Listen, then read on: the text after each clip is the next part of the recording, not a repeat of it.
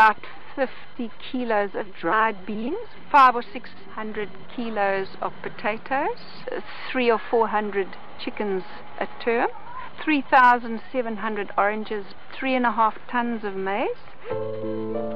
This is not a farm, it's a school. And Joy Nightingale is not a farmer, she's a teacher. With the food they grow in their school grounds, they feed 150 children every day. She got the disabled children to help her in the garden. We think that the disabled face a problem sometimes bigger than just a disability. And that problem has many facets. And one of them is this kind of attitude which so-called normal people have towards them, and which makes them stop. It disenables them further. It robs them of their confidence, and it breeds a kind of feeling that we should always receive.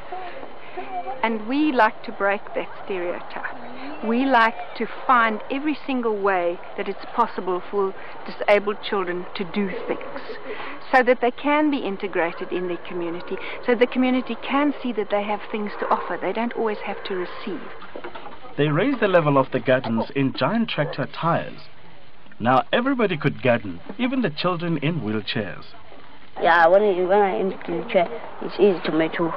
Important things the Harding Garden team learned from EduPlant was to cover their garden with mulch.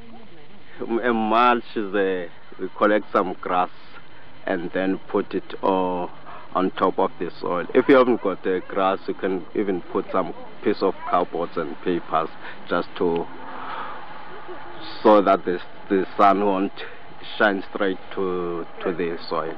So the mulch assists the soil to keep the soil damp all the time.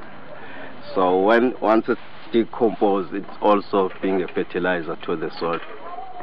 You can look within your own community and find all sorts of free resources. For instance, our town board here mows the verges, and what happens to that grass? It just gets dumped on the town board dump. What happens there? The rats breed. So we asked them, could they please dump it at our school? When you do permaculture well, and when you understand it, everything you do has 3 or 4 spin-offs. For instance, our shower water comes out, it waters all our vines. Vines like water. There we are, they're watered without any labor. It carries on down the garden and it comes into the veg garden. Along the way, it also waters the figs, and then it comes and waters the rest of the veg. So we saved labor and we saved water with one shot. What do we have there that we can recycle? So we said, well, we have peels and we have leftover food and so on. What can we do with it? So we said, well, let's keep chickens, because they can eat the leftovers and then the pupils can eat the chickens. We put the earthworm farm right next to the kitchen, so we don't have to walk far. We just feed them with the peels and stuff. Then we drain off the earthworm weed and we put it on our plants. Okay, we just feed these earthworms with the cabbage leaves, so we cut them into small halves, so just to make them to eat them. So we also damp some papers. In between these papers, they used to lay some eggs sometimes, and they multiply in here.